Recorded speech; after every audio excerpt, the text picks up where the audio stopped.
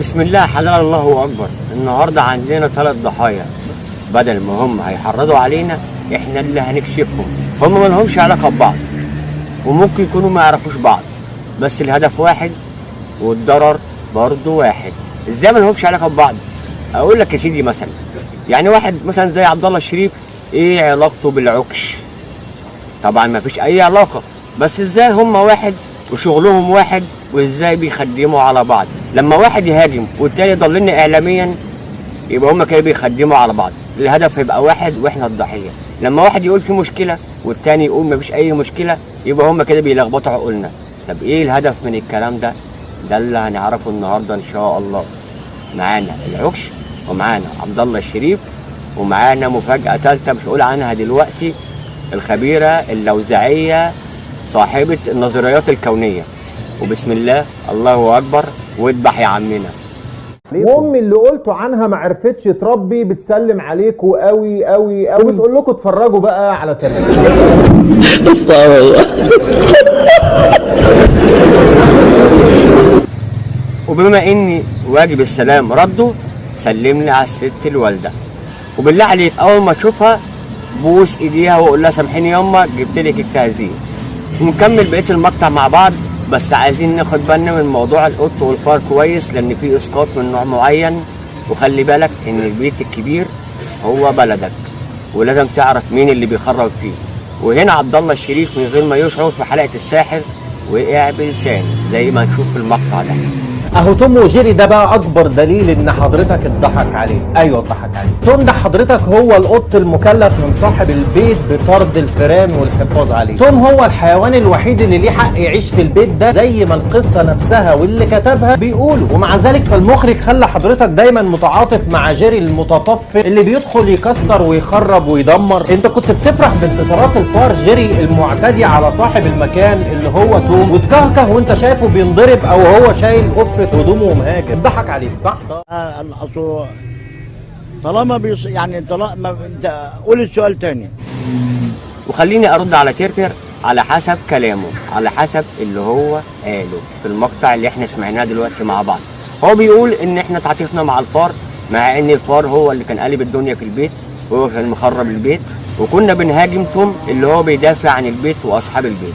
بس برضو على حسب كلامه ان احنا اتعاطفنا مع الفار بسبب المؤثرات الصوتيه وبسبب الاخراج المبهر اللي كان بيتم في الافلام القصيره دي. طب ده مش يخلينا نلاحظ حاجه في اسلوب عبد الله الشريف؟ يعني هو يا صديقي لما جه من فتره قال لك ان الحكومه المصريه بتضغط على اهله، وده شفناه بوضوح في فيديو الشده المستنصريه اللي عمله من كام يوم، واللي اوضح فيه او في التعليقات اللي حصلت على الفيديو ده ان الكل كان متعاطف معاه بسبب الضغط اللي الحكومه المصريه مارسته على اهله. طب ما هو في الفيديو اللي بعديه على طول هاجم الحكومه المصريه بكل شراسه وكل ضراوه. طب ايه اللي اتغير؟ هل هو نسي موضوع اهله ولا الحكومه سابت اهله ولا الموضوع في ان؟ اكيد يا صديقي الموضوع في ان، بس يا ترى هي ايه؟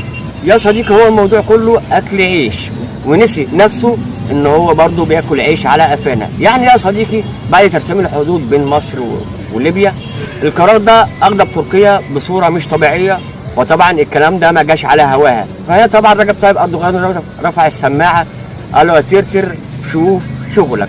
والكوميدي في الموضوع ان عبد الله ترتر ما لحقش يجهز الحلقه، قام راح مصور وراح متريق وخلاص من غير ما يوضح لنا هو ايه سبب الخلاف، ايه سبب الضرر اللي يعود على مصر من وراء اكتشافات حقول الغاز دي، مع ان مصر بلده. بس هو الموضوع مش موضوع بلد، الموضوع موضوع مصالح. وصدقني يا صديقي انا كان اصعب موضوع في الحلقه ان اعرف يعني ايه اسم ترتر، ولما رجعت حلقاته اللي عدت قبل كده عرفت يعني ايه اسم ترتر. وطبعا اهل اسكندريه كلهم عارفين مين هي ام ترتر. وبمناسبه الكلام عن ام ترتر هنسيب ترتر وهننتقل لام ترتر اللي هنشوفها في المقطع اللي جاي ده ان شاء الله. الظروف الاقتصاديه الصعبه توفر ازاي، نعمل ايه، والحاجه ما بقاش فيها بركه. السر في الموضوع ده حاجتين، البوتاجاز والتلاجة. البوتاجاز دايما حافظي على انه هو يبقى نضيف جدا، ما يبقاش فوق منه شباك. حضرتك انت بتطلعي فلوسك بره، بتطلعي رزقك والبركه بتاعتك بره، فدايما لما اجي اربط بالباب اقفل الشبابيك. انا عارفه ان في ناس هتتضايق من حركه زي دي، بس ممكن نشغل الشفاط هيبقى حل. خليني اقول لك ان الثلاجه في اوضاع معينه في المطبخ ممكن يبقى مصاريفها اعلى من مصاريفك انت الشخصيه وجوزك وولادك. فخليني اقول خلينا نتحرك مع الثلاجه في اوضاع معينه. في عندي وضعين انا لا افضلهم ابدا في المطبخ، زي الجنوب مثلا والشرق، دول لا افضل ابدا وضع الثلاجه فيهم. انت بتتكلم جد؟ وهنا طبعا بعد ما قضى نظيفها وفادتنا من نصايحها وخبرتها العميقه في مكان الثلاجه، انا هنا ليا كام سؤال. اولا هي ايه مصاريف الثلاجه؟ يعني هل مثلا يعني الثلاجه دي مثلا مصاريفها ليها مصاريف شخصيه مثلا كل يوم مثلا بيديها مصروف تجيب اللي هي عايزاه، ولا عشان مثلا هي الثلاجه مؤنثه ليها مصاريف ثانيه احنا مثلا كرجاله ما نعرفهاش؟ هل مثلا بتروح الكوافير كل اسبوع؟ طب هل مثلا يعني بتروح لسبا؟ هل مثلا بتيجي مثلا كل اسبوع عايزه مثلا تعمل ويك اند، ولا ايه الحكايه بالظبط؟ طب انا لما اغير مكانها من المطبخ من مكان لمكان احطها فين؟ احط الثلاجه في الصاله؟ طب اقدر وضعها في الصاله مش مناسب. وطبعا يا صديقي كل ده كلام مضلل لا يمت للواقع باي صله، هو اي كلام بيتقال وخلاص، بس كله بيخدم على كله. بس يعني ايه كله بيخدم على كله؟ كله بيخدم على كله لما تلاقي اعلان سفيه ملوش اي لازمه مضلل يدي فرصه لاعلام معادي ان هو يهاجمنا. يعني مثلا يا صديقي هي ايه اسباب قله البركه في الرزق؟ المعاصي مثلا، يعني كتر المعاصي، او مثلا التبذير، او مثلا قله العمل. تلاقي مثلا الراجل مش شايف شغله كويس، لا كل ده ما جاش على هواها واتكلمت في اوضاع الثلاجه. وبعدين هو ايه اوضاع الثلاجه ده؟ يعني انا عايز اسال اي حد يعني ايه وضع الثلاجه. طبعا انا لو قلت لك على وضع الثلاجه دماغك هتيجي في حته شمال، بس والله انا ما قصدي الكلام ده. انا قصدي ان ايه وضع الثلاجه، احطها ازاي؟ شرق، غرب، شمال، جنوب.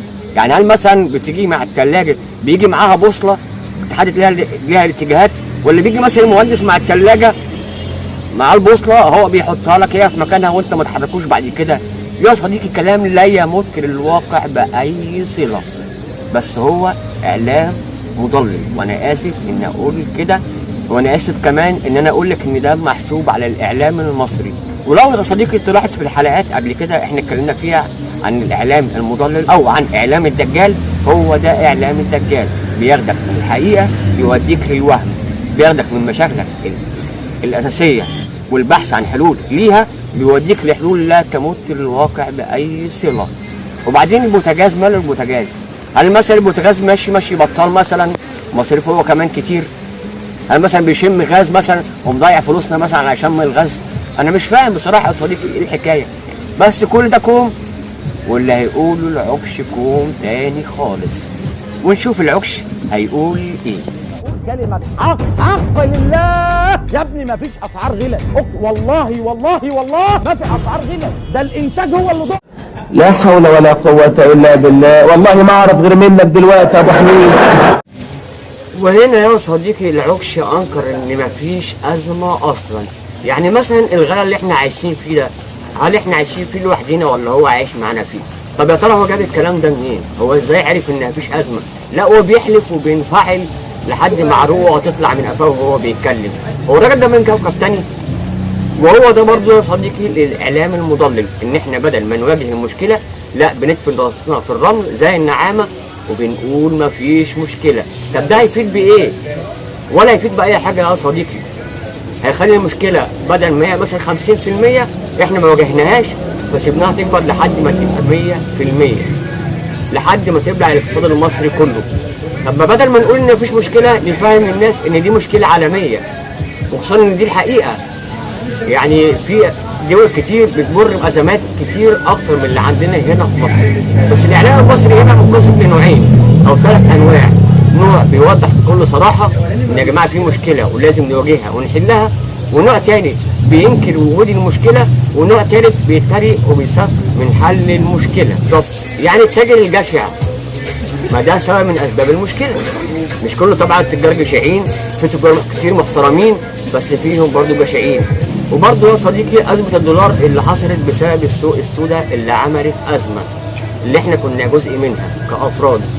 وبرضه المسؤول الفاسد بيشارك في صناعه الازمه، الموظف المرتشي بيشارك في صناعه الازمه، والازمه حلها في ايدينا. الحكومه هي موضوعها اللي هي بتنظم اوضاعنا، فلازم كلنا نساعد بعضينا من اول رئيس الجمهوريه لحد اصغر عامل. بس هنا يا صديقي السؤال الاهم، هل احنا قادرين على مواجهه المشاكل اللي عندنا، ولا هنعمل زي العكش ونقول مفيش مشكله؟ وده ان شاء الله اللي هنعرفه في المستقبل القريب ان شاء الله. واسيبكم في رعايه الله اغلى ناس. السلام عليكم.